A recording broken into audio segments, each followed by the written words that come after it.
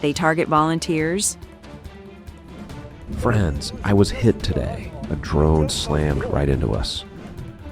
They target medics, police, rescuers.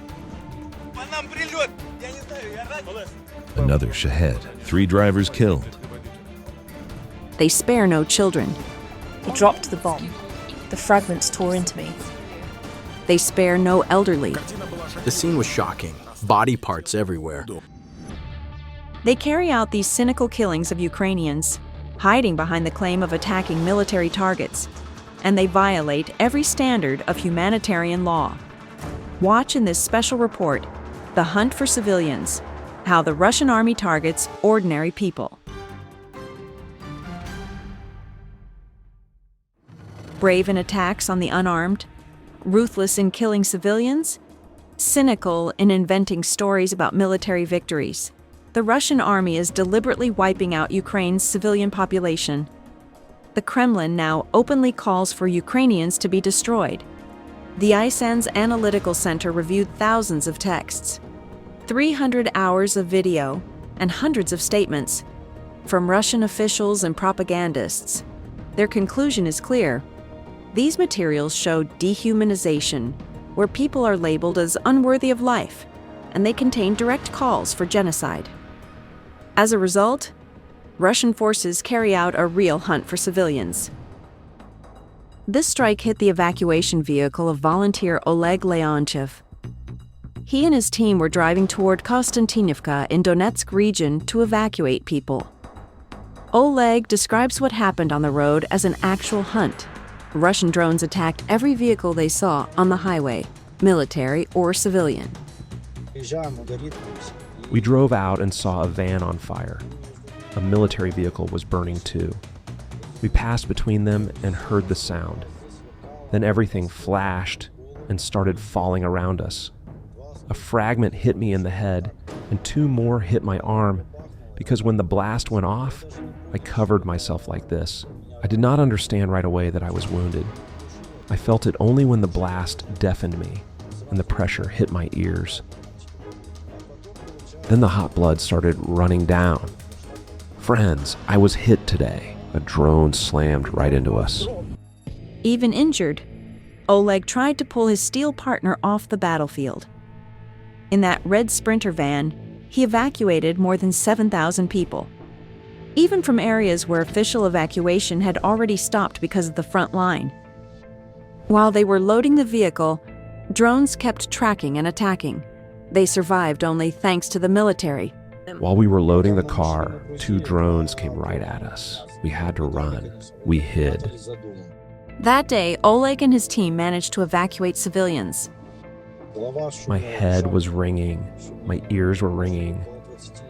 We had to pick up about 20 people. We took the Sprinter because it had electronic protection. The other vehicle was hidden. They wanted to send me to the hospital. I refused because people were waiting. Shelling was hitting the outskirts of Drushkivka. I went for them, picked them up, and got them out. Oleg has lived through several attacks on evacuation transport. The occupiers strike civilian vehicles on purpose. Signs saying volunteer, evacuation, or people make the Russians even more aggressive. Oleg recalls one of his recent trips to Pokrovsk. A small drone was flying. I saw it turn. I already have a habit. I never turn off the engine. I keep the doors open. I knew I had 2 people inside, 2 elderly women. Anyone else would hide. I jumped into the car, hit the gas, sharp turn. The moment I moved, I heard a strong hit. The windows were open. It passed very close. Glass and parts fell all over the women. The enemy also attacked the White Angels evacuation unit of the National Police of Ukraine many times. There were strikes on our partner crews. When the team drove out of Korokhove with volunteers in 2 cars, the Russians hit them with an FPV drone. It was a strong strike. The volunteer driving the first car died on the spot. In Korokhove, Russian drones surrounded an evacuation group with the clear intent to kill. They were evacuating civilians in a minibus and had almost driven out when the Russians struck. The vehicle could not move any farther. The White Angels team and the head of the Kurakov police jumped out and hid in a shelter. The Russians finished the attack, burned the vehicle, and used FPV drones to try to kill them inside the structure. They kept hitting again and again, circling the target. They managed to save the people and escape the trap, thanks to years of police experience in combat zones. They assessed the situation, waited for the right moment, and when a short window appeared, they changed location. That is how they managed to get out of the town.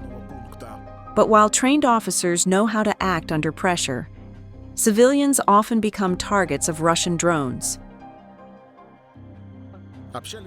We spoke with people who said drones hover around the clock and do not let them leave their basements or homes. Our teams evacuated several of the dead. A man in Mir Norid had received a humanitarian box. He was riding a bicycle in civilian clothes. The small box was tied to the rack. He was hit by a drone and killed. Here's the story of Anna, who was 9 months pregnant and trying to leave Pokrovsk by bicycle. Russian drones also tried to strike her.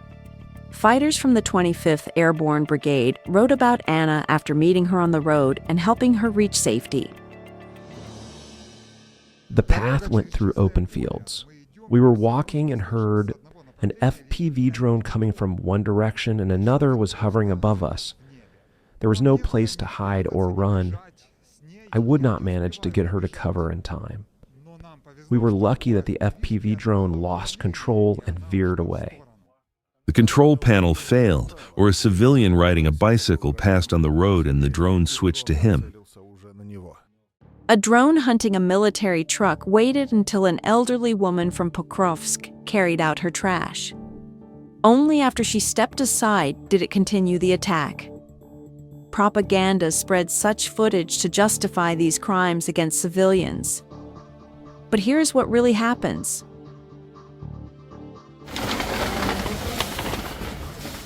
An ordinary weekday, Yorova village in Donetsk region. Elderly people gather for their pensions, delivered by post workers. The Russians hit the line with a guided bomb, deliberately.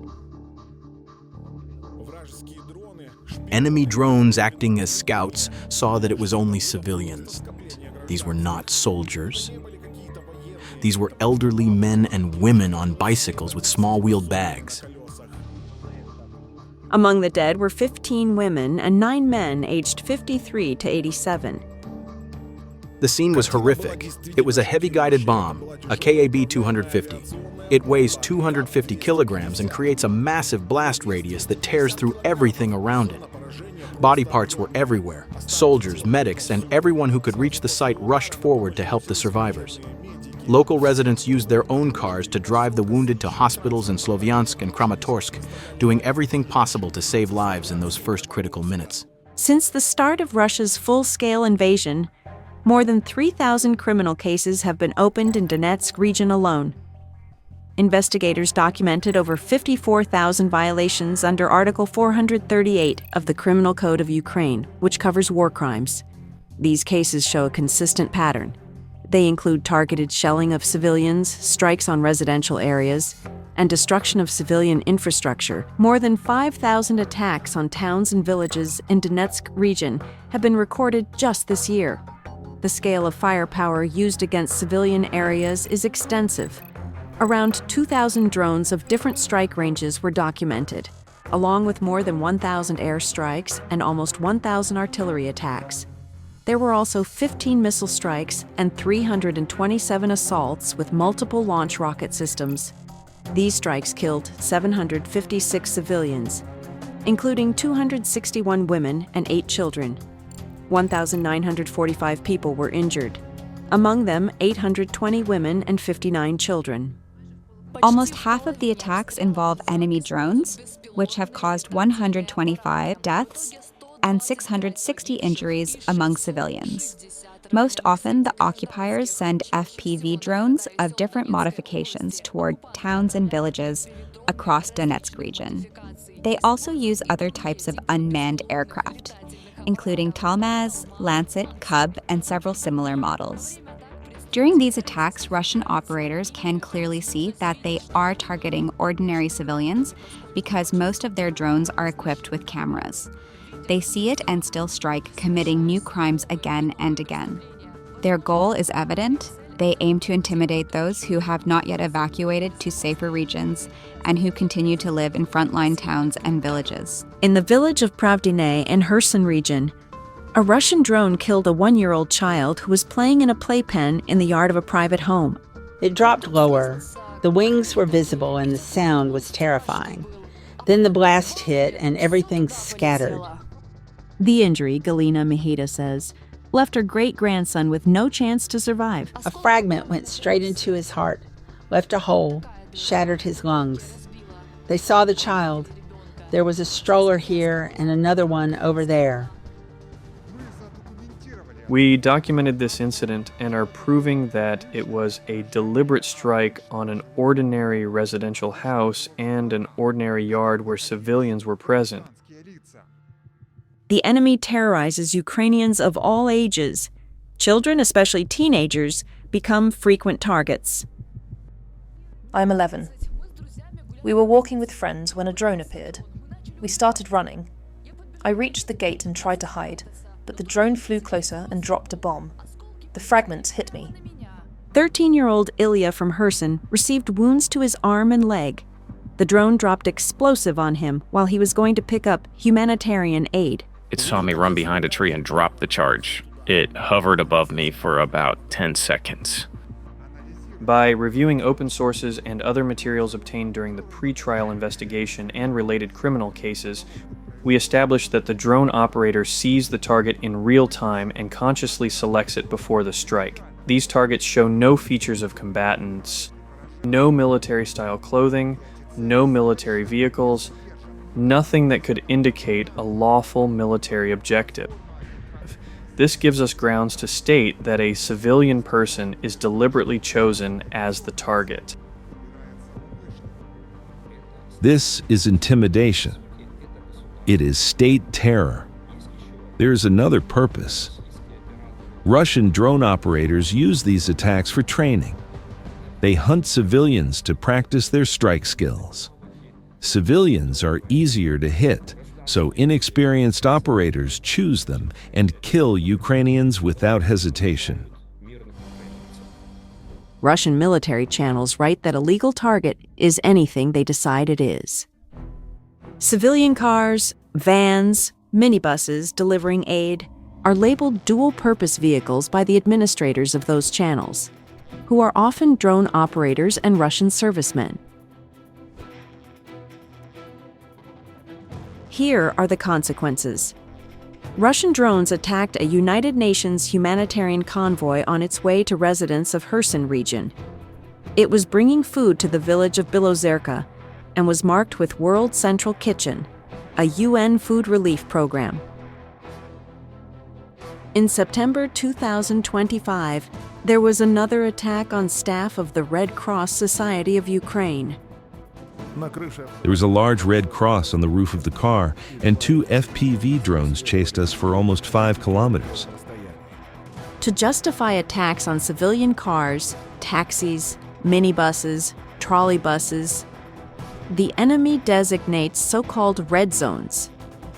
Anyone inside them becomes a legal target in their eyes.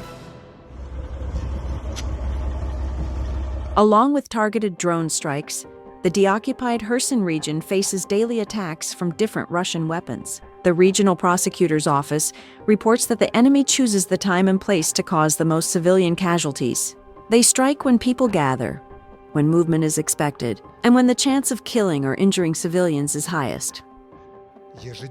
Every day we record new cases and consequences of artillery strikes. In most situations, the enemy hits exactly those districts and neighborhoods where civilians gather in large numbers. These are markets, private residential areas, and multi-story buildings packed with people. Timing is also deliberate, chosen for the hours when most civilians are in open or unprotected places. These are outdoor areas and crowded markets where shelters may exist nearby, but reaching them in time during an attack is practically impossible. There have been cases with many dead and wounded when the enemy hit the city centre and covered 2 locations at once. One was next to a major supermarket always full of people. The other was the central market. It is clear who was there at that time. There were many victims. Since the start of Russia's full-scale invasion, the number of recorded war crimes in Kherson region has continued to grow, reaching more than 36,000. All of them are entered into the Unified Register of Pre-Trial Investigations. These are mass serious and especially serious crimes. More than 22,000 cases detail strikes carried out with a wide range of weapons, including artillery and aircraft. Around 3,500 cases involve the use of unmanned aerial vehicles. These attacks resulted in 2,000 civilian deaths, including 44 children. 6,500 civilians suffered injuries of varying severity. Every incident is documented in detail and investigated step by step, and this work is already producing concrete results. A serviceman of the 10th Special Brigade of the Russian General Staff, Suminin, was sentenced to 12 years in prison after investigators confirmed that he had intentionally released ammunition from a drone onto an unarmed civilian, leaving the victim with a devastating blast injury. A commander of the 8th Separate Artillery Regiment of the coastal troops of the Russian Black Sea Fleet received a life sentence for ordering a series of indiscriminate grad strikes that hit civilian neighborhoods across central Kherson. Under his command, the rockets tore through residential streets and busy public areas, killing 11 people and injuring 64. We identified one of the responsible officers, and after the court hearing, this officer received the maximum punishment, life imprisonment. It was one of the commanders. We identified one of the individuals responsible, and after the court proceedings, this person received the appropriate punishment, a life sentence. It was one of the commanders of the artillery regiment that operated in Kherson region at that time, Zharki DV.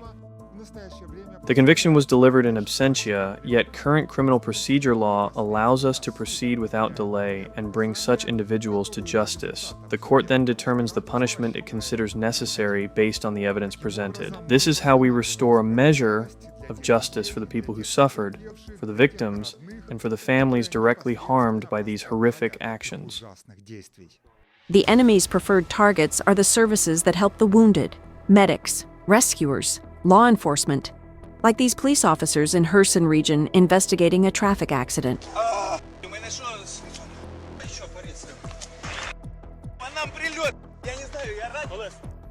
They strike ambulances. This transport cannot be mistaken for military. Since deoccupation, we have several dozen ambulances destroyed or heavily damaged. Many of them are hit by drones. They see the Red Cross, but attack medical vehicles anyway. They target people who give care and evacuate the wounded to hospitals. The occupiers operate on the principle that the worse it is, the better. Here the enemy aims at a parked fire rescue vehicle. The video was posted on a Russian Telegram channel. The caption claims the vehicle supposedly created obstacles to a military mission and was a legal target. After a repeat strike on April 4, 2024, rescuers from Kharkiv were killed. This is only one of many tragic examples of the occupiers' tactic.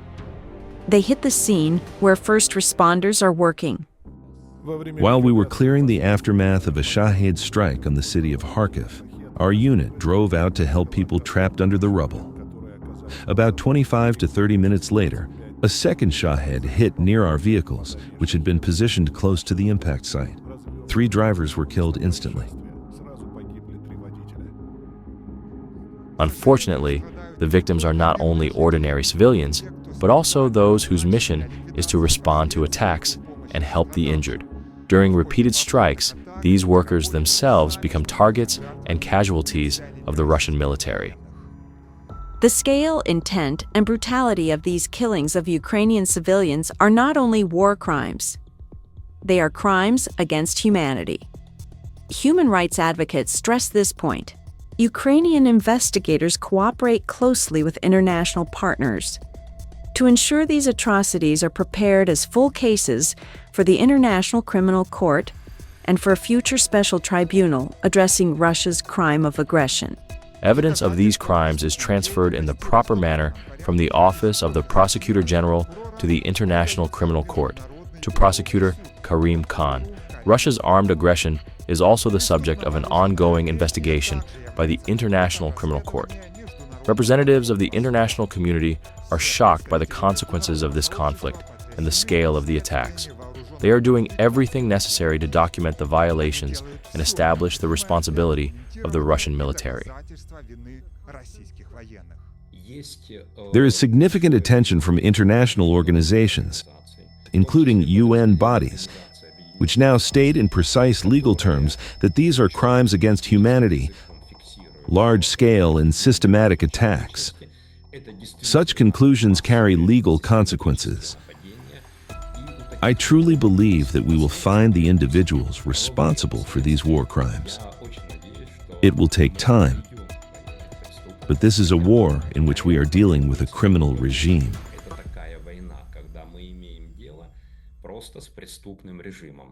Systematic and targeted attacks by the Russian army on civilians destroy the very foundation of humanitarian law. The Geneva Conventions were created to draw a moral line that separates war from absolute brutality, a line that Russia's actions continue to violate in full view of the world. When drones chase unarmed people and fear becomes a tactic, these are not collateral casualties. It is the deliberate destruction of principles meant to protect every person, even in war. Principles that are supposed to draw a clear boundary between civilians and combat. Russia ignores the laws of war and erases the boundary between combatant and civilian, between a military target and a human life. The criminal actions of Putin and those who carry out his orders will bring legal, political, and historical consequences.